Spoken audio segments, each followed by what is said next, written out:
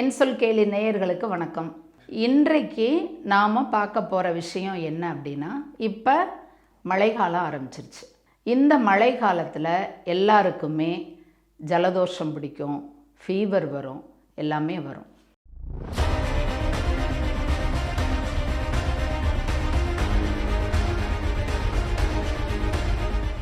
நம்ம தெரிஞ்ச விஷயத்திலிருந்து தெரியாத நோக்கி போகணும். ஓமவல்லி எடுத்துக்கலாம், தூதுவளை எடுத்துக்கலாம், துளசி எடுத்துக்கலாம் சொல்லுவாங்க. எல்லாமே நானே சொல்லியிருக்கேன். வெத்தலை, மிளகு இதெல்லாம். அப்போ இந்த தெரிஞ்ச விஷயம் இது மேலோட்டமாக நமக்கு தெரியுது. இப்போ தூதுவளைன்னா என்ன? அது 2 இலையை போட்டு ஓமவல்லியை போட்டு கொதிக்க வச்சு அது மஞ்சத்தூள் போட்டு அந்த தண்ணியை நம்ம குடிக்கணும், அது கஷாயம் அப்படின்னு. இந்த தூதுவளையவே துவையலாகவும் அரைக்கலாம், குழம்பாகவும் வைத்து சாப்பிடலாம். இந்த குழம்பா வச்சு நம்ம சாப்பிடும் பொழுது, ஒரு 2 நாள் வச்சு சாப்பிடும் பொழுது நம்ம உடம்புக்குள்ள முக்கியமாக நுரையீரலில் இருக்கக்கூடிய அத்தனை சளியும் என்ன செய்யுதுன்னா நமக்கு மோஷன் வழியாகவோ அல்லது வாய் வழியாகவோ அது நல்லா வெளியேறுது. அது எப்படிங்கிறத உங்களுக்கு நாங்கள் செய்முறையில் அந்த தூதுவளை குழம்பு வைக்கிறத நான் செஞ்சே காமிப்பேன். அந்த தூதுவளை இலையில் ஐயோ முள் இருக்கே, அது எப்படி? இது அந்த முள் தான் மருந்து. நிறைய பேர் என்ன செய்கிறாங்க அப்படின்னா, நானே சொன்னவங்க அந்த முள்ளெல்லாம் கட் பண்ணிவிட்டு வெறும் இலையை வச்சு துவையலை ஒன்று அரைச்சி இது பண்ண. தூதுவளையில் ரசமும் வைக்கலாம், துவையலும் அரைக்கலாம், குழம்பு வைக்கலாம். அப்போ நம்ம அந்த காலத்து அந்த மூலிகைகள் அதை எத்தனை விதமாக நம்ம அந்த காலத்தில் முன்னோர்கள் பயன்படுத்தியிருக்காங்கன்னு பாருங்கள். அதனால் இந்த ஜலதோஷம் பிடிச்சதுக்கு தூதுவளை ஒரு மிகச்சிறந்த மருந்து, மூலிகை. கட்டாயம் அது வேறு அதுக்கு ஈடாகவே ஆகாது. நான் அனுபவித்ததுனால அனுபவ ரீதியாக நான் அதை சொல்கிறேன். அது நான் உங்களுக்கு செஞ்சு செய்முறையாக நான் காமிப்பேன். நீங்கள் அதை பார்த்து பயனடைங்க. மழை காலத்தில் நான் சொன்னேன் இல்லையா, நம்ம சளி காய்ச்சல் இதுக்கெல்லாம் ஒரு அற்புதமான ஒரு மூலிகை தூதுவளை கீரை அப்படின்னு சொன்னேன். நீங்கள் பாருங்கள், தூதுவளை கீரையை வச்சு இப்போ நான் ஒரு குழம்பு பண்ணி காமிக்க போகிறேன் உங்களுக்கு. இது பாருங்கள், முள்ளோடு தான் போட்டிருக்கிறேன். இதில் இருக்கிற முள், இந்த இலையில் இருக்கிற முள், இந்த சின்ன சின்ன காம்புகள், இது எல்லாத்தையும் சேர்த்து இப்போ எதில் வதக்கணும்னா விளக்கெண்ணெய். இந்த எண்ணெய் பார்த்திங்கன்னா கொஞ்சம் நல்லா திக்காக இருக்கும் பாருங்கள். இந்த விளக்கெண்ணெயில் தான் இப்போ நான் வதக்க போகிறேன். முதல்ல வானலியில் இந்த விளக்கெண்ணெயை ஊற்றிக்கிறணும். அது சூடான உடனே இந்த வெங்காயத்தை போடணும். இந்த வெங்காயத்தை போட்டு வதக்கணும்.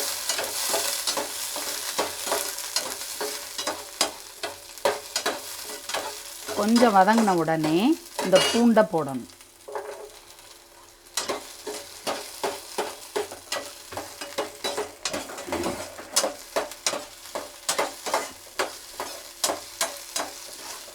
பூண்டு வதங்கின உடனே அடுத்து தக்காளியை போடணும்.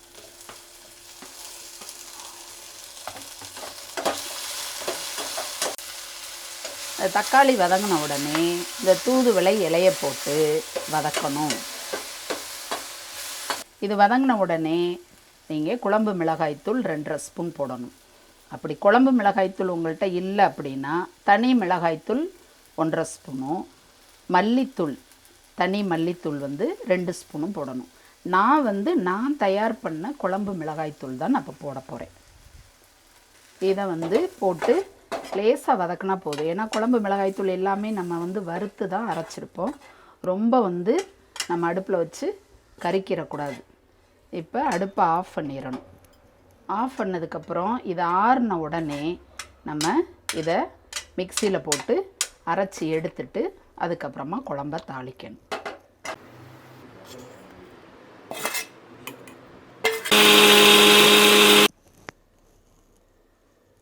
நம்ம அந்த மசால் வதக்கணும் இல்லையா, அதை ஆற வச்சு இப்போ அரைச்சி எடுத்துருக்கிறேன். இப்போ எப்படி தாளிக்கிறதுன்னு காமிக்கிறேன். மறுபடியும் கொஞ்சம் விளக்கெண்ணெய் ஊற்றணும். அதுக்கப்புறம் நல்லெண்ணெய் ஊற்றணும். விளக்கெண்ணெய் எதுக்குன்னாக்கும் நம்மளுடைய உடம்புக்கு குளிர்ச்சியானது. ரெண்டாவது நம்ம உடம்பில் இருக்கக்கூடிய கெட்ட பாக்டீரியாக்களை எல்லாம் நீக்கி நல்லா நமக்கு புத்துணர்வு கொடுக்கக்கூடியது. நல்லெண்ணெய் சாதாரணமாக புளிக்குழம்புகள் வைக்கும் பொழுது நம்ம நல்லெண்ணெய் ஊற்றுவோம் இல்லையா, அதுக்காக நல்லெண்ணெய். இப்போ அதில் முதல்ல வந்து கொஞ்சம் ஒரு 1/4 டீஸ்பூன் வெந்தயம். இந்த வெந்தயம் பொரிஞ்சதுக்கப்புறம் கடுகு உளுந்து 1 டீஸ்பூன்.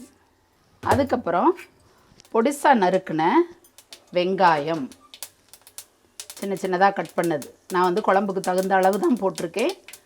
நீங்கள் எவ்வளோ குவான்டிட்டியோ அதுக்கு தகுந்த மாதிரி போட்டுக்கணும். இது போட்டதுக்கப்புறம் இதை லேசாக வதக்கி கொடுக்கணும். இது லேசாக வதங்கினதுக்கப்புறம் நம்ம இந்த அரைச்சி வச்சுருக்கிற இலையோடு அரைச்சி வச்சுருக்கிற மசால் ஊற்றுனதுக்கப்புறம் அரிசியில் களைஞ்ச நீர், அதாவது கழனின்னு சொல்லுவோம், அந்த கழனியைத்தான் ஊற்றணும். அப்போ தான் அது குழம்புக்கு சுவை கூடும். ஊற்றுனதுக்கப்புறம் நமக்கு தகுந்த மாதிரி, நம்ம எத்தனை பேர் இருக்கோமோ அவங்களுக்கு தகுந்த மாதிரி நம்ம தண்ணீரை வந்து, அதாவது கழனியை வந்து கூட்டிக்கலாம், குறைச்சிக்கலாம். கல் உப்பு நம்ம குழம்புக்கு தகுந்த மாதிரியான உப்பை போடணும். இப்போ இது வந்து ஒரு 2-3 கொதி, ஏன்னா எல்லாமே நம்ம வதக்கியிருக்கோம், அதனால் பிரச்சனையே இல்லை, பச்சை வடை எல்லாமே போயிடும். அதனால் ஒரு 2-3 கொதி வரணும். அப்படியே நம்ம தாளித்த அந்த எண்ணெயும் ஓரத்தில் அப்படியே பிரிஞ்சு வரும். உப்பு உரப்பு, சப்போஸ் வந்து உங்களுக்கு உரப்பு பத்தலை அப்படின்னா தனி மிளகாய்த்தூள் கொஞ்சம் போட்டுக்கலாம். ஏன்னா சில பேர் வந்து இந்த மாதிரி புளிக்குழம்புகள் எதுனா கொஞ்சம் சுள்ளுன்னு இருக்கணும்னு நினப்பாங்க. அப்படி உள்ளவங்க கொஞ்சம் தனி மிளகாய்த்தூள் போட்டுக்கலாம். போட்டுட்டு இந்த பாருங்கள், ஓரத்தில் எல்லாம் அப்படியே பிரிஞ்சு வருது. இந்த கலரே பாருங்கள், அந்த தூதுவளையோட கலர், அந்த பச்சை கலந்து. ரெண்டாவது நம்ம குழம்பு மிளகாய்த்தூளில் எல்லாமே போட்டிருக்கோமா, மஞ்சத்தூள் எல்லாம் போட்டிருக்குறோம், மல்லி எல்லாமே, அது எல்லாம் சேர்ந்து இப்படி வரும். அப்போ ஒரு 2-3 கொதி வந்தாலே வந்து குழம்பு ஆயிடுச்சுன்னு அர்த்தம். கடைசியாக வந்து நீங்கள் செய்ய வேண்டியது புளி. புளி வந்து நான் சொன்னேன் இல்லையா, குடம்புளி தான் நான் வந்து பயன்படுத்துகிறேன். அந்த குடம்புளியில் நான் எவ்வளோ ஊற்றுறேன்னு பார்த்துக்கங்க. நிறைய ஊற்றக்கூடாது, 1 ஸ்பூனுக்கு ஆகிற மாதிரி அவ்வளோதான் நீங்கள் விடணும். அதுக்கு மேலே விடவே கூடாது. ஏன்னா ரொம்ப வந்து நம்ம புளியை வந்து புளிப்பை நம்ம சேர்த்தோம்னா அந்த மூலிகையினுடைய தன்மை குறைஞ்சி போயிடும். அதனால் இவ்வளோ தான், எல்லாமே ஆயிடுச்சு. இதுதான் தூதுவளை குழம்பு. இது வந்து கெட்டே போகாது. நீங்கள் தாராளமாக நீங்கள் பயன்படுத்திட்டு வெளியிலே வைக்கலாம்.